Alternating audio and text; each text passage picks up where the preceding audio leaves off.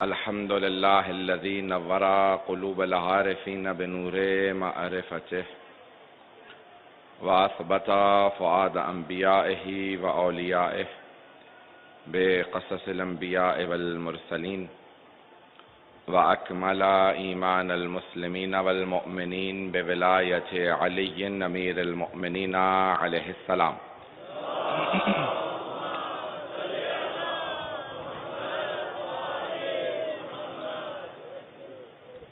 والصلاة والسلام والتحية والإكرام على أفضل الموجودات العبد المؤيد والرسول المسدد المصطفى الأمجد المحمود الأحمد أعني أبا القاسم محمد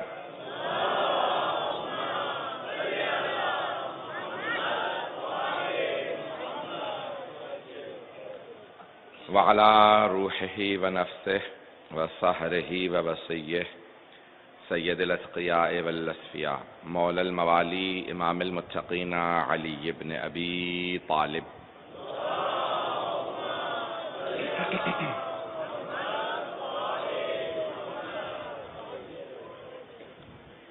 وعلى أوصيائه لا سيما بقية الله في الأرضين روحي وأرواح العالمين لتراب مقدمه الفدا واللعنة الدائمة على أعدائهم أجمعين من الآن إلى قيام يوم الدين. أما بعد فقد قال الله الحكيم في كتابه الكريم بسم الله الرحمن الرحيم إن هذا القرآن يهدي للتي هي أقوم ويبشر المؤمنين الذين يعملون الصالحات أن لهم أجرا كبيرا. صدق الله العلي العظيم. صلوات.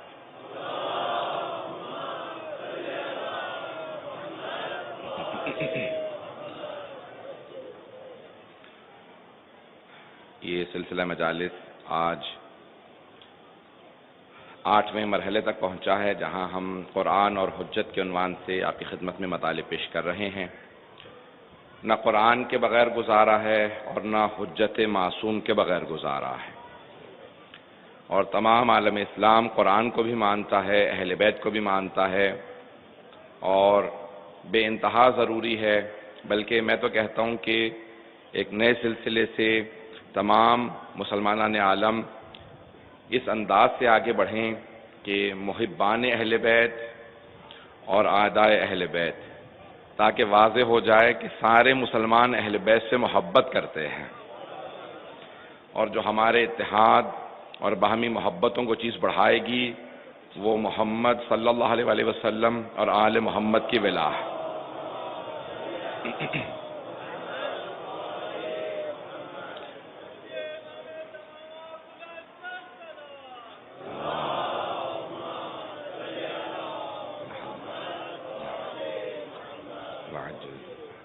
تو جہاں جہاں تک آواز پہنچے یہی آواز پہنچائیں، یہی بات پہنچائیں کہ محمد و آل محمد کی محبت ہی ہماری زندگی کا سرمایہ ہے.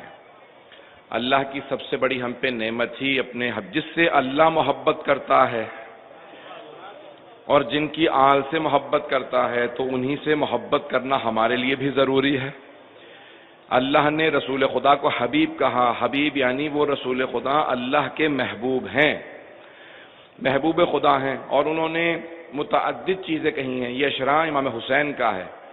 تو تمام صحابہ کہتے ہیں، ازواج رسول فرماتی ہیں کہ پیغمبر اسلام نے جناب سید الشہداء کو آغوش میں لیا، بہت پیار کرنے کے بعد ہاتھوں کو بلند کر کے کہا اللہم انی احب حسین فاحب من احب حسین، پروردگارہ میں حسین سے محبت کرتا ہوں، تو اس سے محبت کر جو حسین سے محبت کرے. بہت پیارا انداز ہے نا پیغمبر اسلام صلی اللہ علیہ وسلم کا. تو اب یہی ہر جگہ پہ عام کیجئے چیز کہ محمد و آل محمد کی محبت بہت ضروری ہے. جب ایک چاہنے والے نے کہا اللہم صلی علی محمد تو پیغمبر اسلام نے فوراً ٹوک کے کہا کہ لا تصلوا علی صلاۃ البترا، مجھ پہ دمکٹی صلوات مت بھیجا کرو. میرے دشمن مجھے ابتر کہا کرتے تھے، تم میرے پہ ابتر صلوات نہ بھیجنا. نہیں پہنچا سکا بات کو. اس نے کہا نا اللہم صلی علی محمد، تو آپ نے کہا لا تصلوا علی صلاۃ البترا، دومکٹی یعنی ابتر، میرے دشمن کہا کرتے تھے تم ایسی درود و صلوات نہ بھیجنا جس کے اندر میری آل کا تذکرہ نہ ہو. تو انہوں نے کہا یا رسول خدا پھر کیسے آپ پہ درود و سلام بھیجیں؟ تو کہا جب بھی مجھ پہ درود بھیجنا میری آل کو میرے ساتھ ہمیشہ شامل رکھنا. اور ہم تو اسی لیے بلا فصل کے ماننے والے ہیں. جب بھی کہتے ہیں نا اللہم صلی علی محمد تو ضرور کہتے ہیں وآل محمد، کیونکہ جب پیغمبر نے خود منع کر دیا مجھے کبھی بھی ذکر نہ کرنا جب تک میری آل کو ذکر نہ کرو.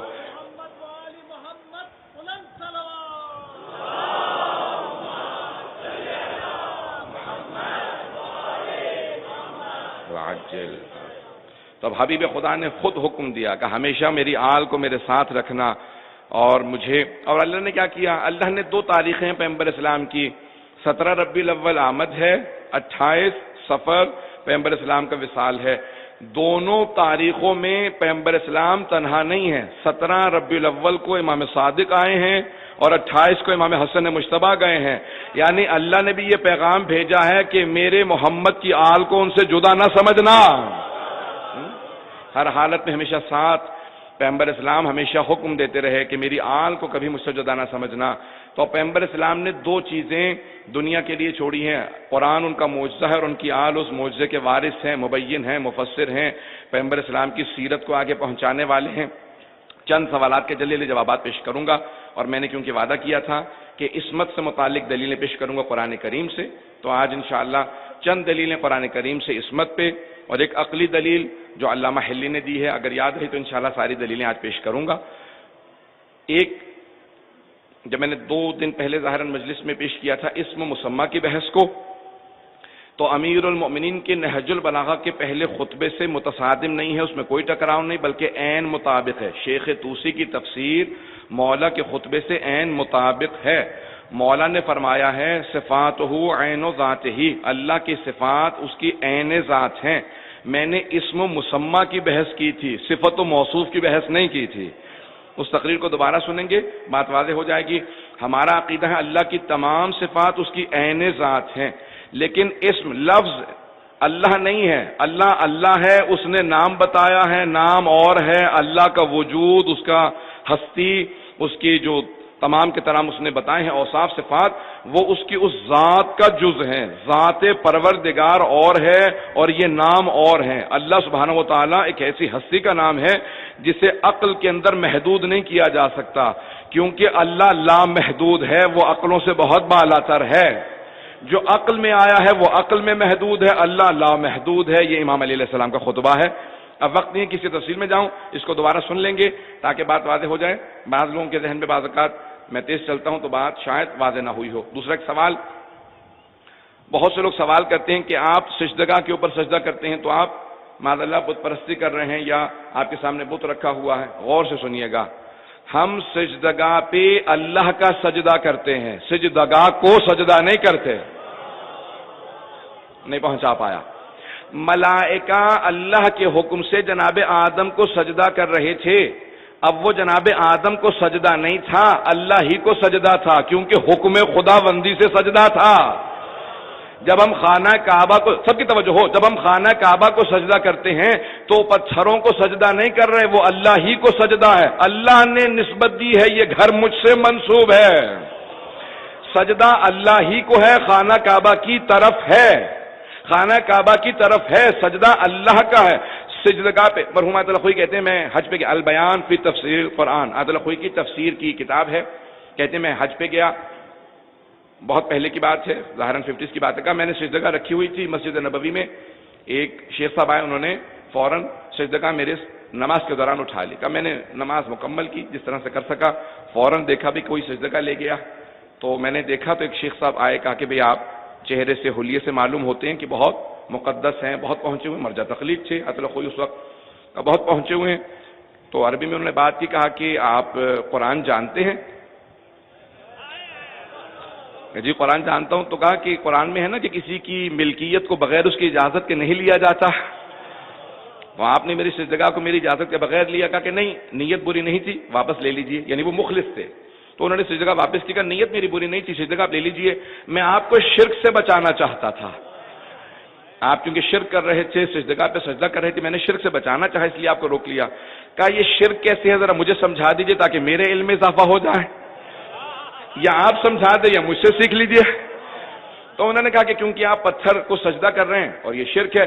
انہوں نے کہا میں پتھر کو سجدہ نہیں کر رہا تھا، سجدگاہ کو سجدہ نہیں کر رہا تھا، سجدہ اللہ کو تھا، سجدگاہ پہ تھا.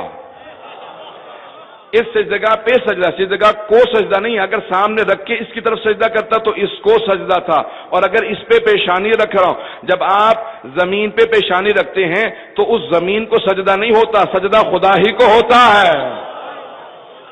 تو انہوں نے کہا مجھے آج تک اس باریکی سے کسی نے نہیں بتایا. تو آقا نے ان کو تفصیل سے بیان کیا، کہ وہ بہت متاثر ہوئے اور آقا نے اس کو تفصیل دیا. وقت نہیں ہے تو عزیزان گرامی یہ تمام چیزیں. اب ایک دو اور بہت سی بحثیں ہیں.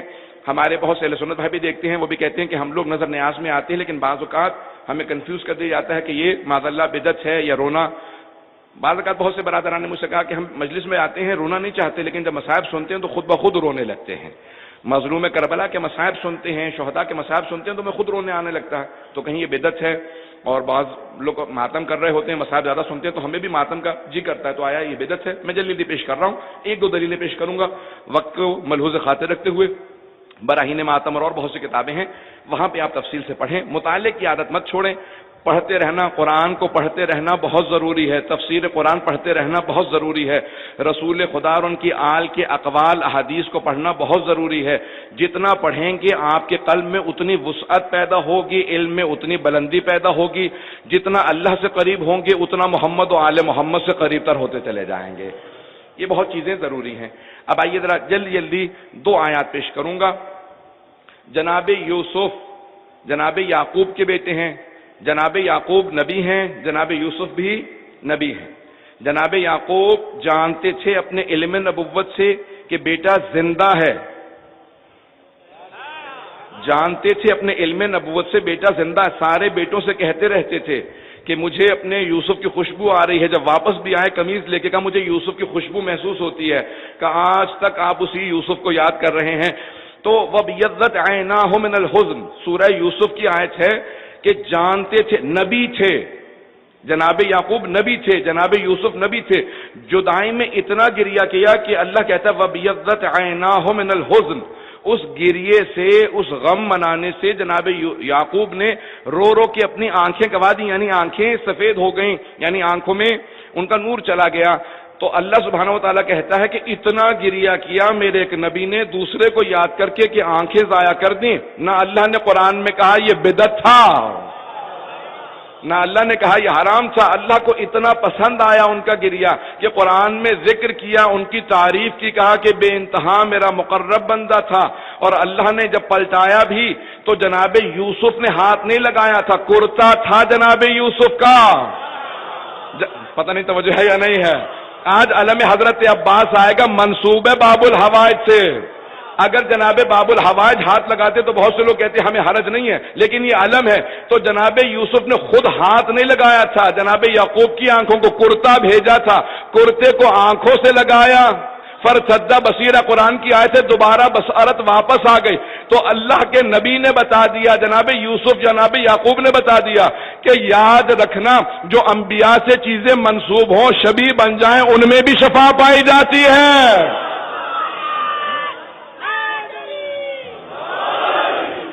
وہ کرتا تھا، جناب یعقوب نہیں تھے، جناب یعقوب کا کرتا تھا. اب آئیے ذرا ماتم سے متعلق صرف ایک آیت پیش کروں گا اور آگے بڑھ جاؤں گا. آخری ایام قرآن اور حجت، پھر بھی میں قرآن ہی سے ہر چیز کو پیش کر رہا ہوں. سورہ داریات ہے، سورہ نمبر 51 ہے، آیت نمبر 29 ہے، 29 نمبر آیت ہے یہ 51 سورے کی، تاکہ سب لوگ اپنے اپنے 28 اور 29 دو آیات کو ذہن میں رکھیے گا. وَبَشَّرُوهُ بِغُلَامٍ عَلِيمٍ جب ایک مرتبہ قوم لوط پہ عذاب کرنے کے لیے بہت سے ملائکہ نازل ہوئے تو اللہ نے کہا جب میرے ابراہیم کو بری خبر دو گے کہ قوم لوط پہ عذاب نازل ہونے والا ہے تو انہیں بہت غم ہوگا کہ ہم نے اتنی تبلیغ کی، اس کے باوجود پوری کی پوری قوم پہ عذاب نازل ہو رہا ہے، تو انہیں ایک بشارت بھی دے دینا.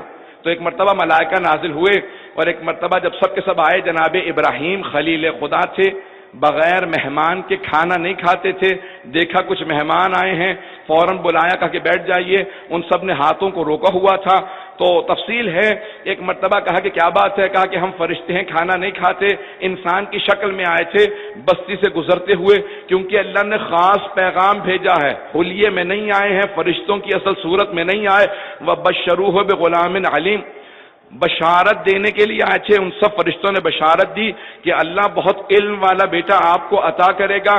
فَأَقْبَلَتْ امْرَأَتُهُ، ایک مرتبہ جناب ابراہیم علیہ السلام کی زوجہ جناب سارہ، جو اس وقت بہت ضعیف ہو چکی تھی، ضعیف العمر تھی، 90 برس سے زیادہ ہیں جناب ابراہیم، پہلے بیٹے ہو چکے ہیں جناب سارہ سے جناب اسحاق ہیں. تو جیسی جناب سارہ آئیں دیکھا تو کیا کیا؟ قرآن کی آیت ہے فَأَقْبَلَتْ امْرَأَتُهُ فِي سَرَّةٍ فَسَكَّتْ وَجْهَهَا، انہوں نے اپنے چہرے کو پیٹنا شروع کر دیا.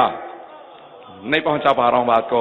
ہمارے بہت سے لوگ، ہمارے بہت سے مسلمان ماتم نہیں کہتے ہمارے ماتم کو، وہ کہتے ہیں یہ پیٹ رہے ہیں. تو میں نے اسی لیے ترجمہ وہی کیا ہے جو سب کے لیے قابل قبول ہو. ہم سینے کو پیٹتے ہیں، چہرے کو پیٹنا بہت زیادہ اذیت ناک ہوتا ہے. جناب سارہ نے چہرے کو پیٹنا شروع کیا کہ عجوز عقیم، میں بانجھ ہوں، بوڑھی ہو چکی ہوں، اب بچے کو پالنے کی ہم میں طاقت نہیں پروردگارا، اب اس بڑھاپے میں بچے کو کیسے پالیں گے؟ جب انہوں نے چہرہ پیٹنا شروع کیا، جناب جبرائیل موجود تھے، پروردگار کی آواز وہاں تھی، ابراہیم نبی خدا موجود تھے، ساری آوازیں تھی، کسی فرشتے نے، کسی نبی نے نہیں کہا یہ بدعت ہے بند کر دو.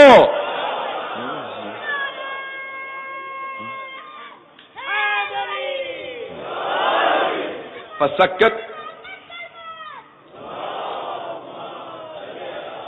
محمد وعجل فرج، توجہ ہے لوگوں کے میرے ساتھ. تو فسکت وجہہا، انہوں نے چہرے کو پیٹنا شروع کیا. عزیزان گرامی، سینے پہ ماتم کرنا کم تکلیف دہ ہوتا ہے چہرے کے اوپر، اور وہ اس بڑھاپے میں. جناب سارہ ایک نبی کی بیٹی تھی، جناب لوط ایک نبی تھے ان کی بہن تھی، جناب ابراہیم نبی تھے ان کی زوجہ تھی، جناب اسحاق نبی تھے ان کی ماں تھی. چاروں طرف سے نبوتوں میں گھری ہیں. انہوں نے اپنے فعل سے سمجھا دیا میں نبوت سمجھتی ہوں، دین سمجھتی ہوں، یہ چہرے پہ ماتم کرنا مصائب آنے پہ بدعت نہیں ہے. انہوں نے سمجھا دیا ہے، اور اللہ کو اتنا پسند آیا کہ قرآن میں ذکر کر دیا. اگر منسوخ ہوتا تو اللہ قرآن سے نکال دیتا یا قرآن میں نازل نہ کرتا. اب میں نے کہا تھا کہ تفصیل کا وقت نہیں ہے، براہین ماتم اور بہت سی کتابیں ہیں، وہاں تفصیل دیکھیے گا. تمام چیزوں کے ہمارے فقہا نے بڑی محنتیں کر کے قرآن اور حدیث کی روشنی سے ہر چیز کو ثابت کیا ہے. صلوات پڑھیں محمد و آل محمد پہ.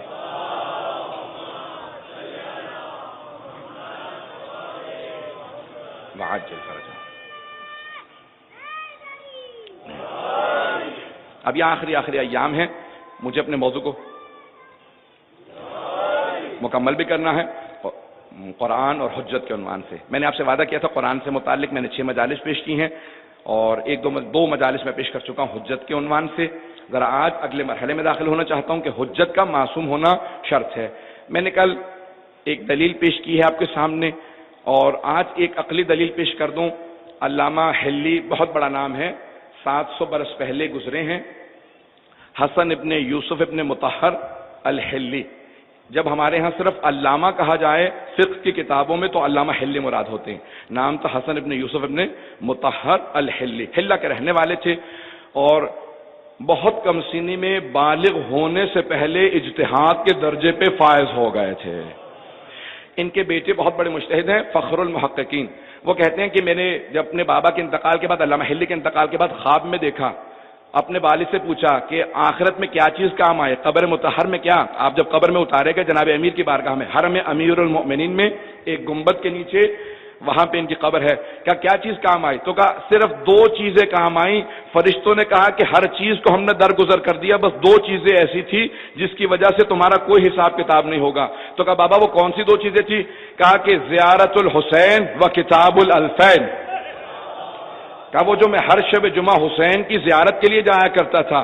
جب فرشتوں نے پوچھا کیا لے کے آئے ہو، تو کہا کہ ایک تو حسین کی زیارت ہے میرے نامہ اعمال کے اندر، اور دوسرے کتاب لکھی ہے علی کی ولایت کے دفاع میں جس کا نام ہے الفین. تو فرشتوں نے کہا بس یہ 2 ہی چیزیں کافی ہیں، تمہارا حساب کتاب نہیں. اب وہ کتاب ہے الفین. آواز میری زیادہ اذیت تو نہیں کر رہی ہے سب لوگوں کو؟ آواز آ رہی ہے سب لوگوں کو صاف سمجھ؟ اللہ.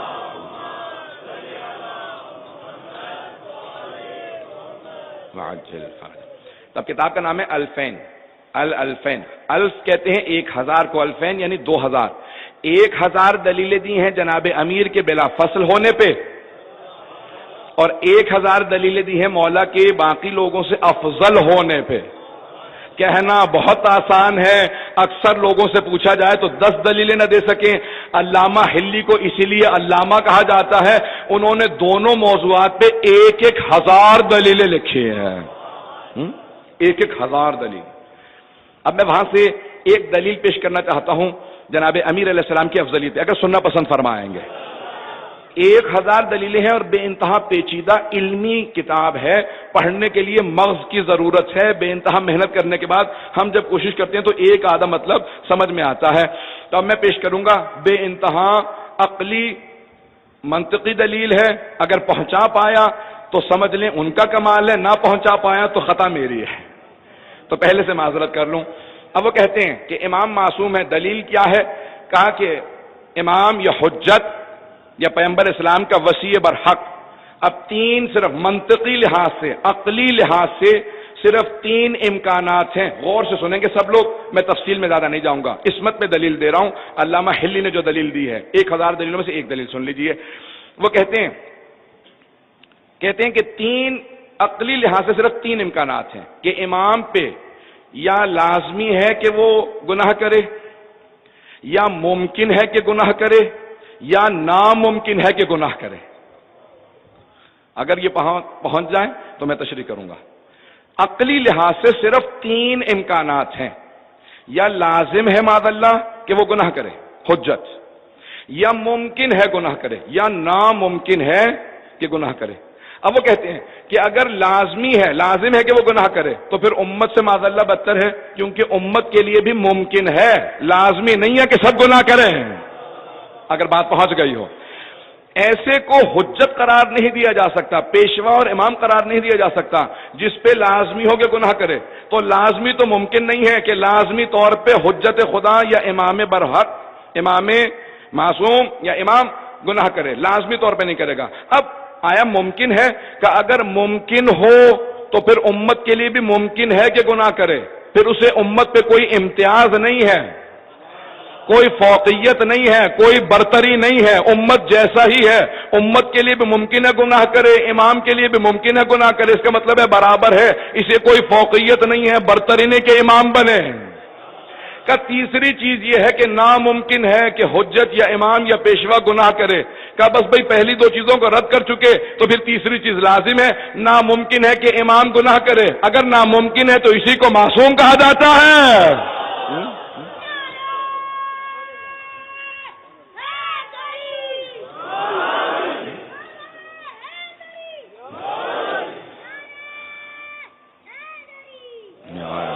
عزیزان گرامی، یہ ایک عقلی دلیل پیش کی ہے. آئیے ذرا میں ایک آیت کے سہارے سے علامہ سید محمد حسین طباطبائی صاحب المیزان کی بھی دلیل عصمت پہ پیش کر دوں قرآن سے، کیونکہ میں نے وعدہ قرآن سے کیا تھا.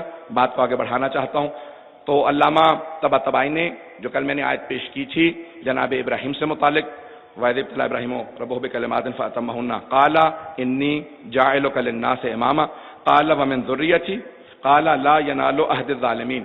جب جناب ابراہیم علیہ السلام کی آزمائش ہوئی، امتحان ہوا، وہ امتحان میں کامیاب ہو گئے. اللہ نے کہا ابراہیم ہم تمام لوگوں کے لیے آپ کو امام بنا رہے ہیں.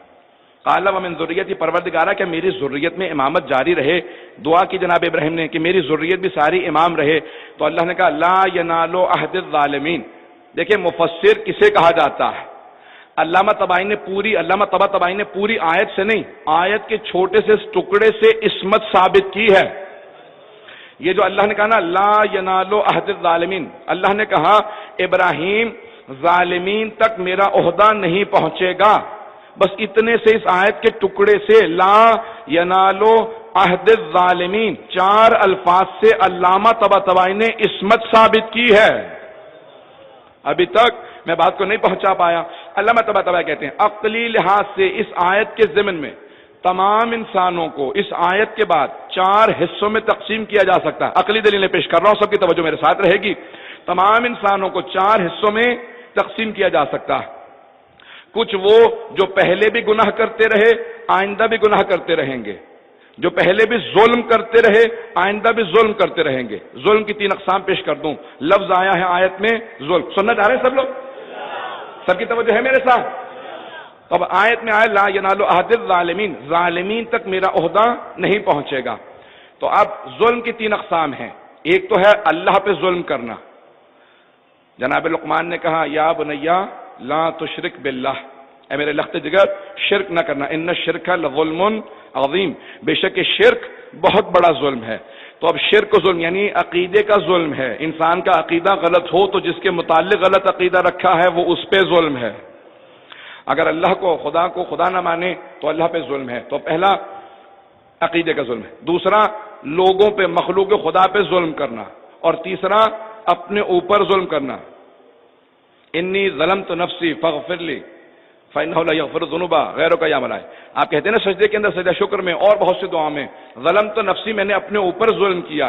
گناہ کرنا اپنے نفس پہ ظلم ہے. بات واضح ہو گئی سب لوگوں کے لیے؟ تو اب ظلم کی 3 اقسام ہیں. میں نے علمی بحث شروع کی ہے، میں جانتا ہوں پیچیدہ ہے، لیکن میں آپ کے لیے بھی انشاءاللہ انہی الفاظ سے اس میں ثابت کروں گا. اب 3 طرح کے ظلم ہیں. کسی بھی طرح کا ظلم ہو، چاہے عقیدے کا ہو، چاہے لوگوں پہ ہو، چاہے اپنے نفس پہ ظلم ہو، ظلم ہے. کسی پہ بھی ظلم ہو، ظلم ہے. اب کسی بھی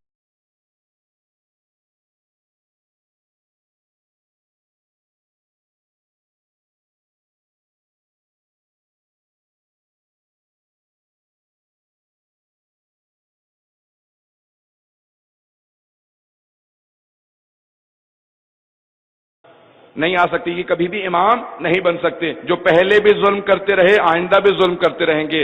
ان کے اوپر لفظ ظالم کا اطلاق آتا ہے، کبھی بھی امامت کے وارث نہیں ہو سکتے.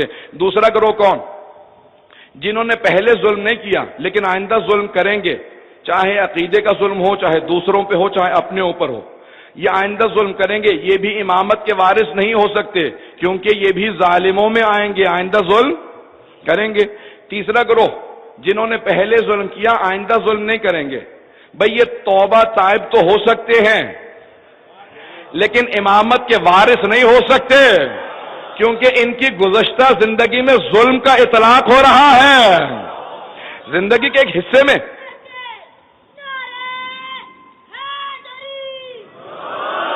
ان کے زندگی کے ایک حصے پہ ظلم کا اطلاق ہے، چاہے ماضی میں ظلم کیا ہو. اب توبہ کر لی، عادل بن سکتے ہیں، معصوم نہیں بن سکتے. اگر بات واضح ہو گئی ہو. جناب حر ہیں، پہلے گناہ تھے، ظلم تھا، لیکن ایک مرتبہ توبہ کی، ظلم پاک ہو گئے، لیکن امامت کے وارث نہیں بن سکتے کیونکہ معصوم نہیں بن سکتے. اب چوتھا گروہ کون سا؟ جن کی پوری زندگی میں نہ پہلے کبھی ظلم نہ آئندہ کبھی ظلم، جس نے نہ عقیدے کا ظلم کیا ہو، نہ لوگوں پہ ظلم کیا ہو، نہ اپنے نفس پہ کبھی ظلم کیا ہو، اسی کو معصوم کہتے ہیں.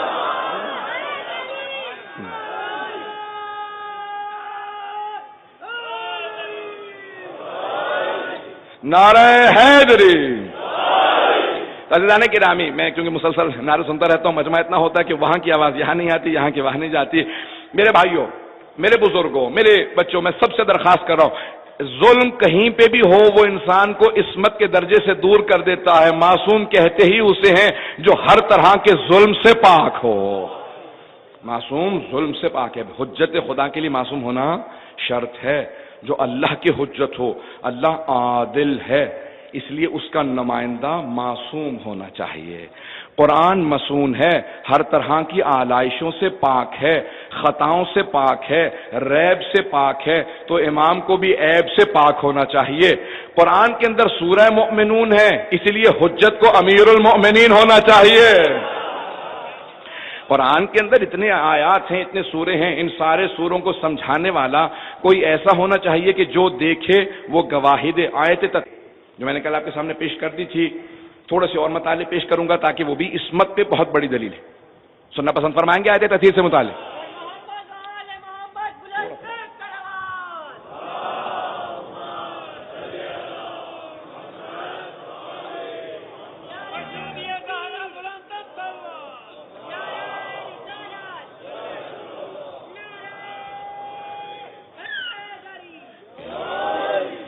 عزیزان گرامی، آیت تطہیر سے متعلق میں نے کچھ مطالب پیش کیے تھے. آئیے ذرا، آیت تطہیر بہت بڑی دلیل ہے عصمت معصومین علیہ السلام پہ. ائمہ علیہ السلام معصومین علیہ السلام معصوم ہیں. دلیل کیا ہے ان میں سے؟ ایک دلیل ہے آیت تطہیر. اللہ نے پاکیزگی کی ان کے، میں نے آپ سے کل پیش کر دیا تھا کیا کیا چیزیں رجس ہیں. اللہ نے ہر طرح کے رجس کو دور رکھا ہے، جس سے ہر طرح کا رجس دور ہو بس وہی معصوم ہے. لیکن آئیے ذرا چند اور جملے پیش کروں گا تاکہ بات واضح ہو جائے.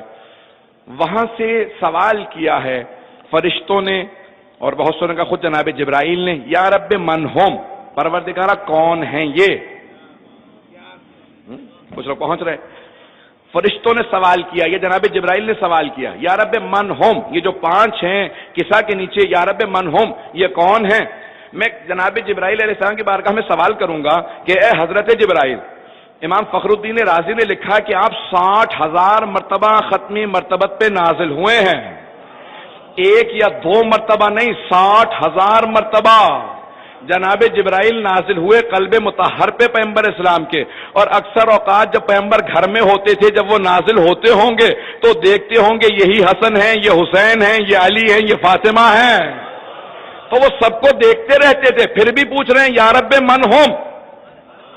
اگر سوال پہنچ رہا ہو یا رب من ہم، پروردگارہ کون ہیں یہ، تو میں نے اپنا اندازہ جو پیش کیا ہے میں اپنے الفاظ میں پیش کروں گا، یا رب من ہم، پروردگارہ کون ہیں یہ 5. تو جناب جبرائیل کہیں گے کہ جب میں الگ الگ دیکھتا تھا تو پہچانتا تھا، آج 5 کے نور ایک مرتبہ مجسم ہے، ایک مرتبہ منور ہے، میرے لیے سوال کرنا ضروری ہے، یا رب من ہم. تو اب اللہ نے تعارف کروا کے کہا ہم فاطمہ تو و ابوہا و بعلہا و بنوہا.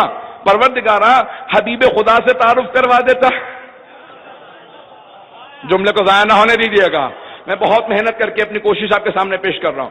اللہ نے تعارف کروا ہم فاطمہ تو و ابوہا و بعلہا و بنوہا. فاطمہ ہیں، ان کے والد ہیں، ان کے شوہر اور ان کے بیٹے ہیں. یہ 5 جناب سیدہ سے تعارف کروائے جا رہے ہیں. یہ فاطمہ کے والد گرامی، شوہر ہیں علی، بیٹے ہیں حسن حسین. پروردگارہ پیغمبر اسلام سے تعارف کروا دیتا، آسان ہو جاتا. کہا نہیں، یہاں اہل بیت محمد کا تعارف کروایا جا رہا ہے، آل محمد کا تعارف کروایا جا رہا ہے. اور سے سنیے گا، سب مجمع جب تک نہیں پہنچے گا میں آگے نہیں بڑھوں گا.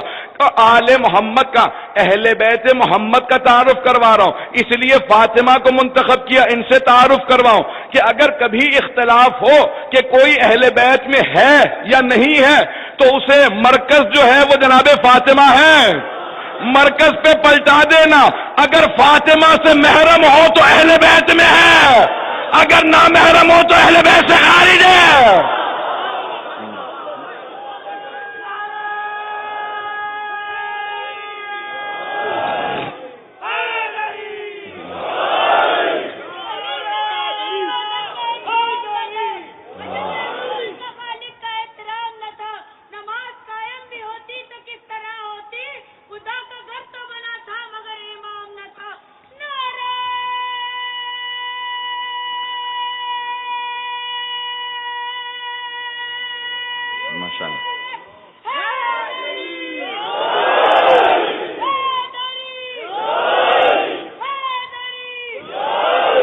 توجہ ہے عزیزان گرامی، یہاں اہل بیت کا تعارف کروایا جا رہا ہے. تو اللہ نے جناب خاتون جنت کو مرکز تعارف بنایا ہے تاکہ جب بھی کبھی شبہ ہو تو مرکز پہ پلٹا دینے سے واضح ہو جائے گا کون آل محمد میں ہے، کون اہل بیت رسول میں ہے. تو اب وہاں پہ اللہ نے تعارف کروا دیا ہم فاطمہ تو و ابوہا. اب ایک مرتبہ جناب جبرائیل نازل ہوئے، کیا سوال کیا؟ سارے مجمع کی توجہ اس ایک نقطے کی طرف چاہتا ہوں.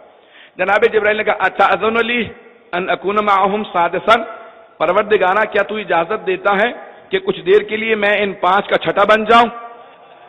تو اللہ نے کہا قد اذنت لک، میں نے اجازت دی. نازل ہوئے جناب جبرائیل. غور سے سنیے گا، نتیجہ جب تک نہ دوں تب تک کسی نتیجے پہ نہ پہنچ جائیے گا. تو جناب جبرائیل نازل ہوئے اور آنے کے بعد کہا کہ یا رسول اللہ، اللہ نے مجھے اجازت دے دی ہے. اچھا اذن لی یا رسول اللہ، کیا آپ مجھے اجازت دیتے ہیں؟ بھئی جب وہاں سے اجازت مل گئی ہے تو دوبارہ اجازت مانگنے کا فلسفہ کیا ہے؟ اگر رسول اللہ اجازت دے بھی دے پھر بھی پیغمبر کی تعظیم سمجھا رہے ہیں جناب جبرائیل. اپنے پاس سے فیصلہ نہ کر لینا کہ اللہ راضی ہے، پیغمبر اسلام راضی ہو نہ ہو، وہ راضی ہے تو یہ راضی لازمن ہوں گے. ایسا نہ ہو کہ اپنے پاس سے فیصلہ کر لو. دوبارہ آ کے کہا اچھا اذن لی یا رسول اللہ, کیا آپ مجھے اجازت دیتے ہیں؟ کیا قد اذنت لک, میں نے اجازت دی. آئے اور چادر میں آنے کے بعد جناب جبرائیل جو ایک بہت بڑے فرشتے ہیں, سید الملائکہ ہیں, کہ اللہ نے یہ کہا ہے کہ انما یرید اللہ لیذھب عنکم الرجس اہل البیت ویطہرکم تطہیرا.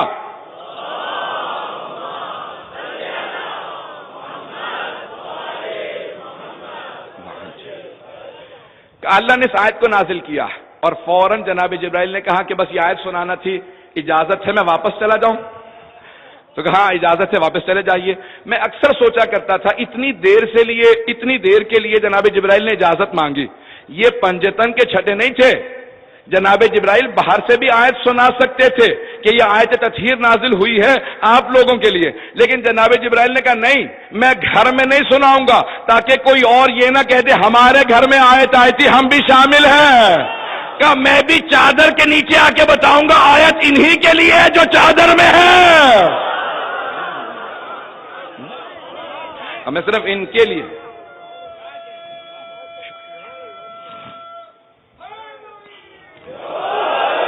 عزیزان گرامی, جناب جبرائیل نے بھی چادر کے نیچے آ کے بتایا اور وہاں پہ آ کے کہا کہ بس یہ ان کے لیے آیت ہے. اور جناب سیدہ کے الفاظ کیا ہیں؟ فَلَمَّا اكْتَمَلْنَا جَمِيعًا تَحْتَ الْكِسَاءِ, جب ہم چادر کے نیچے افراد مکمل ہو گئے تو جتنے اس وقت موجود تھے وہ تو وہاں پہ تھے, اگر اور بھی کوئی ان میں سے ہوتا تو وہ آ جاتا. فَلَمَّا اكْتَمَلْنَا جَمِيعًا تَحْتَ الْكِسَاءِ, جب ہم سب کے سب وہاں پہ آ گئے تو میرے بابا نے چادر کے دونوں ہاتھوں کو اٹھانے کے بعد کہا اللہم ان ہؤلاء اہل بیتی. تو عزیزان گرامی, یہ پنجتن پاک ہیں جن کی ہستیاں بہت عظیم ہیں, جن کی وجہ سے اللہ نے کائنات کو خلق کیا ہے. آج انہی پنجتن کی ہستیوں کے غم کے لیے آپ آئے ہیں, ان سے اپنی محبت کے اظہار کے لیے, ولا کے اظہار کے لیے آئے ہیں. اور تمام عالم اسلام جہاں جہاں پہ میرے برادران سن رہے ہیں, جہاں جہاں پہ لوگ مجالس میں جا رہے ہیں, کبھی کسی کے کہنے سے خوف نہ کھائیے, کبھی پابندیوں سے خوف نہ کھائیے. میرے تمام مسلمان بھائی جہاں جہاں پہ بھی عزاداری میں شرکت کرتے ہیں, چاہے وہ شیعہ بھائی ہوں چاہے سنی بھائی ہوں, جو مجلسوں میں آتے ہیں, جو تعزیہ داری کرتے ہیں, جو تبرک میں حصہ لیتے ہیں, جو جلوسوں میں حصہ لیتے ہیں, جو نظر و نیاز میں حصہ لیتے ہیں, کبھی پابندیوں سے خوف نہ کھائیں. دیکھیں آپ کے اسی دور کے اندر وہ صدام جس نے سب سے زیادہ پابندیاں لگائی تھی وہ مر گیا, ختم ہو گیا. جس نے کربلا کی زیارت کو رکوا دیا تھا, ماتم کو رکوا دیا, عزاداری کو رکوا دیا, پابندیاں لگا دی, آج صدام کا نام و نشان مٹ گیا. حسین کی عزاداری پہلے سے بھی زیادہ بڑھ گئی ہے. تو حسین ابن علی کی عزاداری رکنے والی نہیں ہے, اس لیے پابندیوں سے کبھی خوف نہ کھائیں. جو حسین سے وابستہ رہے گا بس اسی کو بقا رہے گی, وہی باقی رہے گا جو حسین ابن علی سے وابستہ ہے. اس لیے نہ کبھی خوف کھائیں, نہ کبھی کسی روب میں آئیں, نہ کسی حکومت کے, نہ کسی بھی عہدے والے کے خوف میں نہ آئیں. عزاداری میں آنے سے بہت سی برکات ہیں. ایک, زندگی بڑھتی ہے, رزق میں برکت ہوتی ہے, صحت بہتر ہوتی ہے, پریشانیاں دور ہوتی ہیں, ثواب میں اضافہ ہوتا ہے, دعائیں مستجاب ہوتی ہیں, رسول خدا راضی ہوتے ہیں, انسان رضی اللہ عنہ بن جاتا ہے. اب بہت سے لوگ ایسے ہیں کہتے ہیں کہ جب میری صحت ہو جائے گی تو میں جاؤں گا. میں کہتا ہوں نہیں, جب صحت نہ ہو تو آئیں, یہاں سے صحت لے کے جائیں. بہت سے لوگ کہتے ہیں کہ جب میری پریشانیاں دور ہو جائیں گی تو جاؤں گا. میں کہتا ہوں نہیں, یہاں آئیں, پریشانیاں یہیں سے دور ہو جائیں گی. یہ آپ کے فرش اعضا آپ کی پریشانیوں کو دور کرے گا.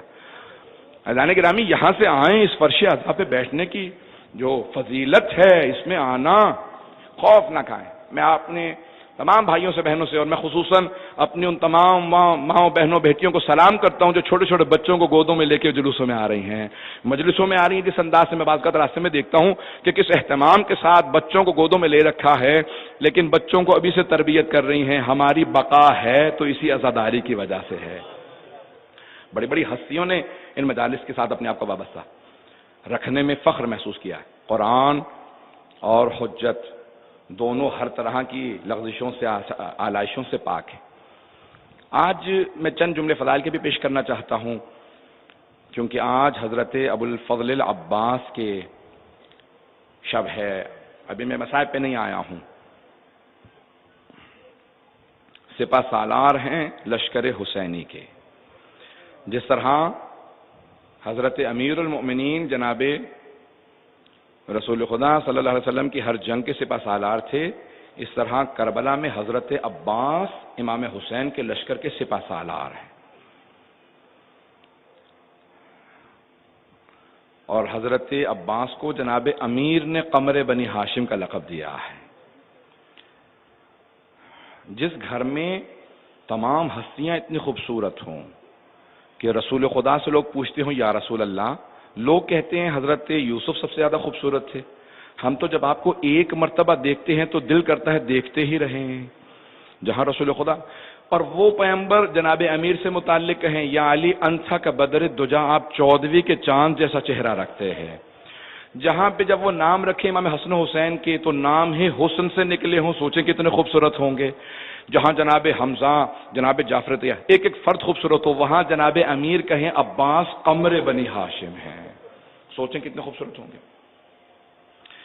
لیکن جناب عباس اس خوبصورتی کے باوجود جتنے مظالم کا سامنا کرنا پڑا، وہ کہتے ہیں جس کے فضائل زیادہ ہوتے ہیں نا پھر اس کے مصائب کاش زیادہ نہ ہوتے، لیکن جتنے فضائل زیادہ اتنے ہی مصائب بھی زیادہ ہیں۔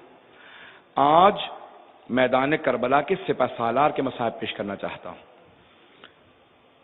جناب عباس کے بہت سے فضائل ہیں، شجاعت مشہور ہے، لیکن علم جناب عباس کا مشہور نہیں ہے، لیکن جناب عباس کا علم میں کوئی مقابلہ نہیں کر سکتا۔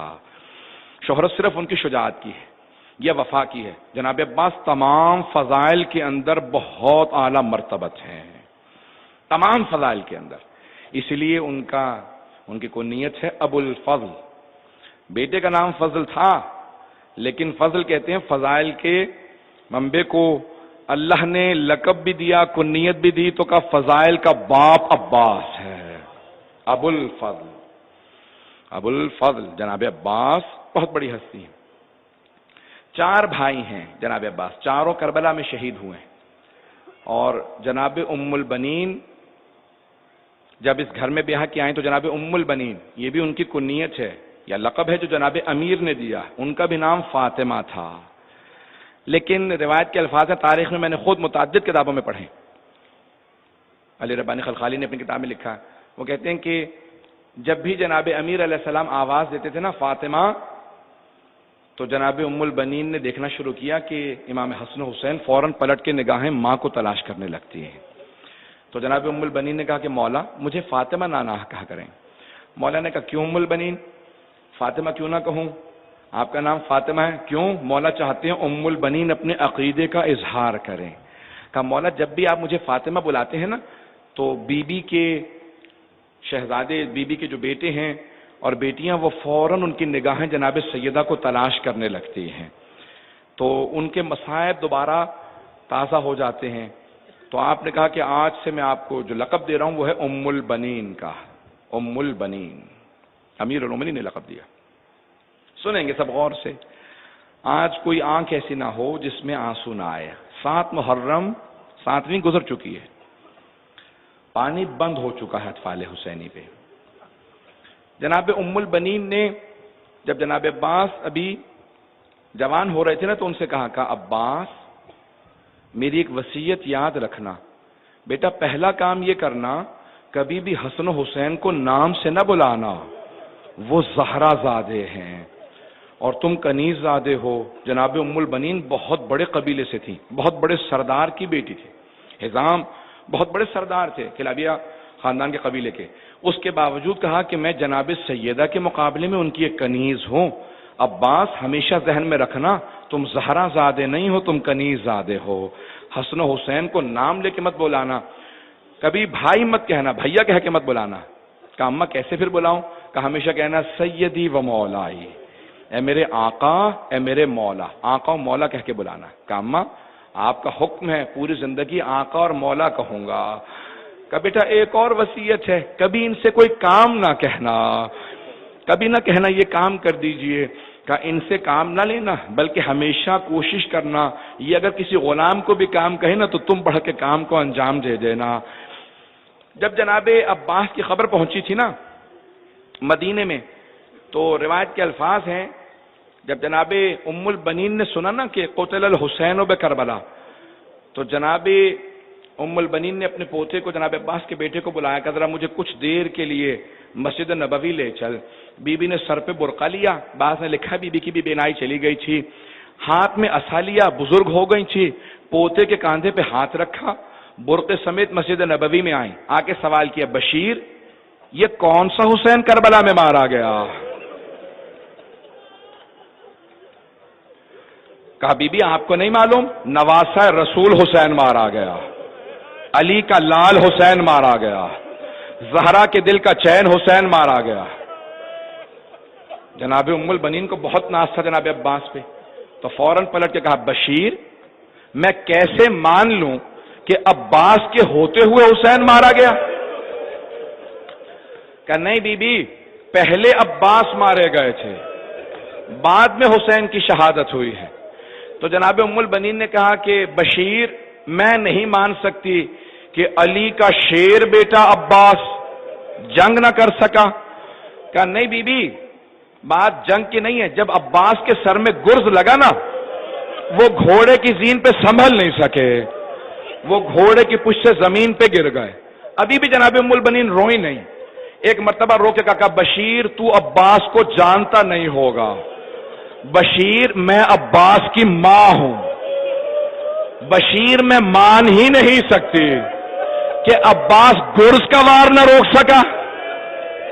کیسے ممکن ہے عباس گرز کو نہ روک سکے؟ یہ کوئی کام ہی نہیں ہے. کہا بی بی عباس کے بازو نہیں تھے, جیسے کہا نا بی بی عباس کے بازو نہیں تھے. اب جناب ام البنین کے ہاتھ سے عصا چھوٹ گیا, بی بی زمین پہ گر گئی. میرے طرف دیکھیے گا, جب زمین پہ گری نا بی بی نے ماتم شروع کر دیا, سینے پہ ہاتھ مارتی جاتی تھی, کہتی تھی واہ عباسا واہ مظلوما, بڑے بلند آواز سے رونے لگی. تو بشیر نے کہا بی بی کیا بات ہے, اب تک تو نہیں روئی تھی, اب کس وجہ سے رو رہی ہیں؟ بی بی آپ کا تو اتنا صبر ہے, آپ کو میں نے سب بتا دیا. کہا نہیں بشیر تو نے میرا کلیجہ چھلنی کر دیا. کہا کیسے بی بی؟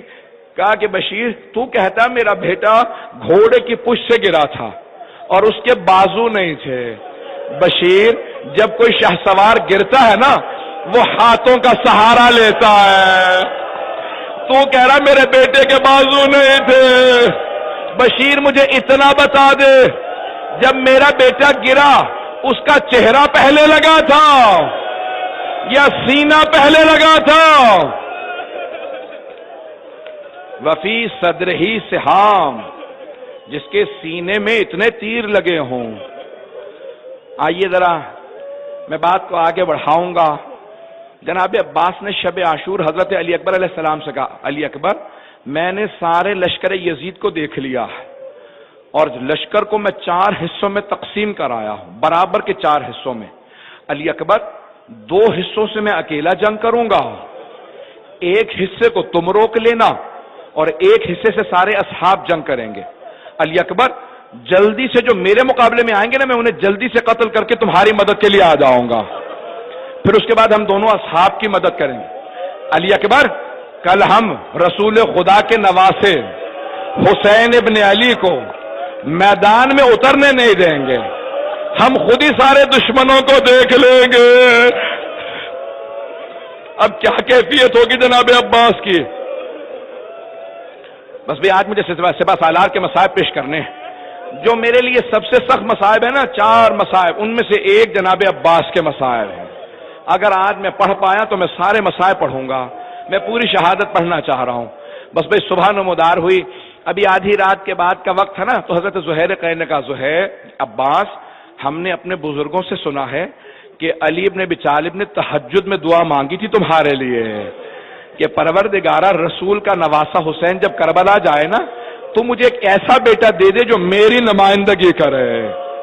تو جناب عباس سوار تھے گھوڑے پہ, لجام فرس میں ہاتھ ڈالا, لگام کو توڑ دیا, جو رقابوں میں پاؤں ڈالے رقابوں کو توڑ دیا. کہ زہیر قین مجھے غیرت نہ دلاؤ, صبح ہو لینے دو, میں اپنے بابا کی نمائندگی کر کے بتاؤں گا کہ میں علی کا بیٹا ہوں, میں شیر خدا کا بیٹا ہوں. زہیر قین صبح کا انتظار کرنا, میں سارے لشکر کے مقابلے میں آؤں گا.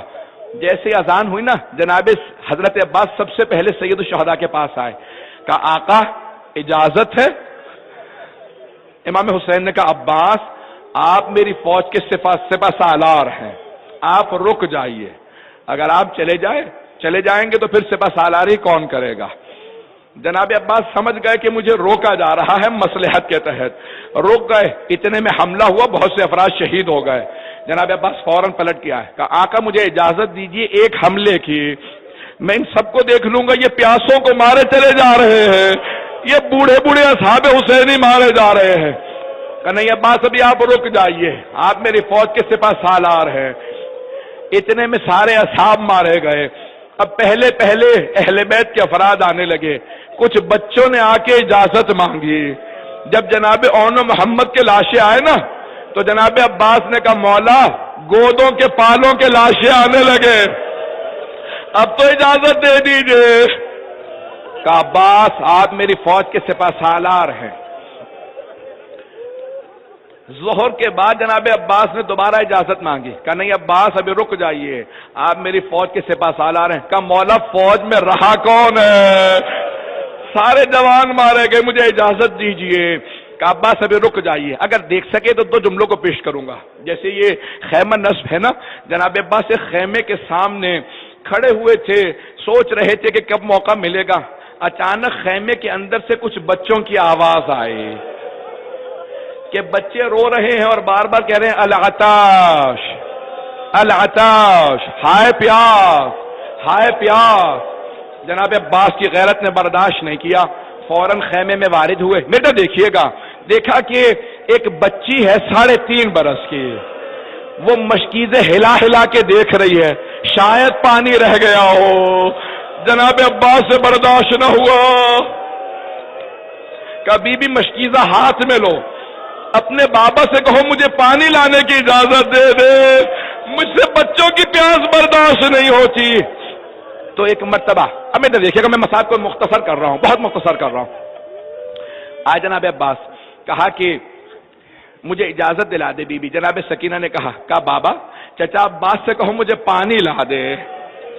کہا عباس اب ایسی سفارش لائے ہو میں رد نہیں کر سکتا۔ عباس صرف پانی لانے کی اجازت ہے۔ کہا مولا بس اتنی ہی اجازت چاہیے۔ مشکیزہ کاندھے پہ رکھا، علم ہاتھ میں لیا، جب چلنے لگے نا تو امام حسین نے روکا، کہا عباس جانے سے پہلے میری یہ خواہش ہے آخری مرتبہ ذرا زینب کبریٰ سے مل لو، ذرا میری بہن زینب کبریٰ سے مل لو۔ جب مدینے سے چلی تھی نا بیبیاں تو جناب زینب نے ایک جملہ کہا تھا، بیبیو میں سب کو ضمانت دیتی ہوں کسی کے پردے کو نہیں چھینا جائے گا، میرا بھیا عباس ساتھ ہے۔ ایک مرتبہ حضرت عباس آئے، خیمے کے باہر، اندر نہیں گئے، میں تو دیکھیے گا خیمے کے اندر نہیں گئے، باہر کھڑے ہو کے کہا آقا زادی الوداع، بی بی خدا حافظ۔ جناب زینب سے رہا نہ گیا، خیمے کا پردہ اٹھا کر عباس مجھ سے ملے بغیر نہ جانا۔ جناب عباس ایک مرتبہ خیمے کے اندر آئے، جناب زینب نے دونوں باہیں گلے میں ڈالی کہ عباس جب میں پہلی مرتبہ کوفے آئی تھی نا تو بابا نے کہا تھا زینب آج شہزادی بن کے آئی ہو، کل تمہیں قیدی بنا کے لایا جائے گا، اسی کوفے میں پتھر مارے جائیں گے، چادر کو چھین لیا جائے گا۔ کہا عباس آرام سے، میں بھی پڑھوں گا مصائب۔ کہا عباس میں سوچا کرتی تھی کہ کس کی جرت ہوگی میری چادر چھینے، میرا عباس جیسا بھائی ہے، لیکن عباس مجھے یقین تھا ایسا ہوگا کیونکہ مجھے بابا نے کہا تھا۔ عباس لیکن ابھی جب تم نے کہا نا بی بی الوداع، مجھے لگتا ہے وہ وقت بڑا قریب ہے۔ جناب عباس کے آنسو بہنے لگے، کبھی بھی مجھے اجازت دیجئے چلے جناب عباس۔ بی بی نے ساری بیبیوں کو جمع کیا، کہا بی بی ذرا ایک مرتبہ آ جاؤ۔ نہ جناب زینب نے بیان کیے نہ مصائب پڑھے، بس ایک جملہ کہا بیبیو وہ جو میں نے پردے کی ضمانت لی تھی نا، میں ضمانت واپس لیتی ہوں، میرا عباس چلا گیا۔ اجرکم اللہ، اجرکم اللہ، اجرکم اللہ۔ میں 4-5 منٹ کی زحمت دوں گا، 5 سے 7 منٹ کی بس بھائی، میں جانتا ہوں مصائب ہو چکا ہے، اب آپ لوگوں میں شاید طاقت نہ ہو، میری طرف دیکھیے گا، آخری جملے پیش کر رہا ہوں۔ ایک مرتبہ جناب عباس نے علم ہاتھ میں لیا، مشکیزہ کاندھے پہ رکھا، سوار ہوئے۔ علماء نے لکھا 4000 نیزہ بازوں نے، تیر اندازوں نے راستہ روکا، عباس فرات تک نہ پہنچے۔ جب ایک مرتبہ اپنی سواری کو اتارا نا میدان میں، سب بھاگنے لگے، کہا ہم عباس کو نہیں روک سکتے۔ لیکن راوی کہتا ہے کہ وہاں جب چلے نا جناب عباس، ایک چھوٹی سی بچی تھی، وہ خیمے سے باہر آ گئی۔ اس نے کہا بچوں خیمے سے باہر آ جاؤ۔ جب بچے خیموں سے باہر آئے نا، بیٹا دیکھیے گا، ایک ایک بچے کے ہاتھ میں کوزہ دیا، کہا بچوں ہاتھوں میں کوزے لے لو، دیکھو وہ جو علم جا رہا ہے وہ میرے چچا عباس ہے، ابھی وہ پانی لائیں گے، میں اپنے ہاتھ سے سیراب کروں گی۔ بچوں کے ہاتھوں میں کوزے تھے، سب علم کو دیکھ رہے تھے۔ جناب عباس چلے، ایک مرتبہ اپنی سواری کو نشیب میں اتارا، اپنی سواری سے کہا اشرب الماء، تو بے زبان جانور ہے، تو پانی پی لے۔ میں کہوں گا مولا آپ کو بھی سلام، آپ کی سواری کو بھی سلام۔ اس نے بھی سر ہلا دیا، پانی نہیں پیا، شاید وہ بھی کہہ رہا تھا مجھے سکینہ کی پیاس یاد ہے۔ اجرکم اللہ۔ بس ایک مرتبہ جناب عباس نے مشکیزہ پانی سے بھرا، چلنے لگے۔ میں آپ کو بات یہاں پہ کہہ کے مصائب کو مکمل کروں گا۔ جب میں اور آپ پانی میں دیکھتے ہیں نا، ہمیں اپنا عکس نظر آتا ہے، اپنی صورت نظر آتی ہے، لیکن علماء کہتے ہیں جب جناب عباس پانی میں دیکھ رہے تھے نا، انہیں جناب سکینہ کی صورت نظر آ رہی تھی، بار بار کہہ رہے تھے بی بی تھوڑا سا اور انتظار کر لو، میں نے پانی بھر لیا ہے۔ جناب عباس نے مشکیزہ کاندھے پہ رکھا، چلے، بس میرا گلا ساتھ نہیں دے رہا، چلے جناب عباس۔ جناب سکینہ نے بچوں سے کہا وہ جو علم واپس آ رہا ہے نا، وہ میرے چچا عباس ہے۔ ایک مرتبہ کسی ملعون نے دائیں طرف سے چھپ کے وار کیا، میں نے سارا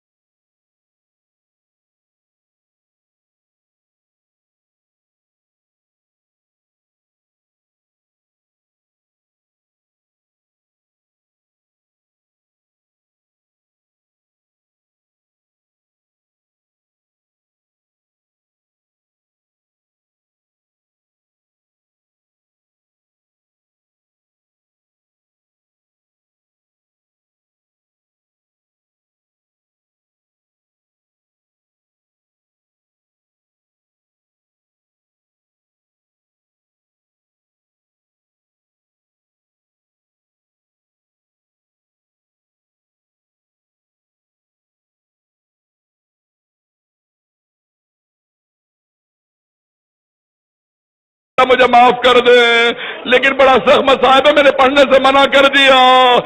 خود ہی کہتے ہیں میں نے اسی رات حضرت عباس کو خواب میں دیکھا. کہو شیخ تو نے کیوں منع کیا میرے ذاکر کو؟ کہا مجھے پتہ نہیں کہ آپ کے تیر لگا تھا یا نہیں. مولا نے کہا میرے رونے والوں سے کہنا میری دائیں آنکھ میں تیر لگا تھا، تیر لگا تھا. میرے دیکھیں گے، میرے دیکھیں گے. کہا میرے رونے والوں سے کہنا میری داہنی آنکھ میں تیر لگا تھا. سوال کرنا اگر دائیں آنکھ میں تیر لگ جائے تو انسان ہاتھ سے تیر نکالتا ہے. میرے دونوں بازو قلم ہو گئے تھے، میں نے سر کو بہت جھٹکا، تیر نہیں نکلا. میں نے سر جھکایا، گھٹنوں سے تیر کو پکڑا، ایک مرتبہ تیر نکالا، پھر پلٹ کے کہا مولا میری مدد کو آؤ. ماتم حسین